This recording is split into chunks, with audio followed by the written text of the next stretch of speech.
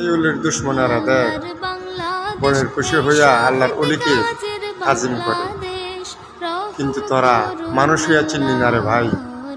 ভিডিওটা একটু শেয়ার করে দিবেন। বনের খুশি হইয়া আল্লাহর অলিকে তাজিম করে। সুবহানাল্লাহ।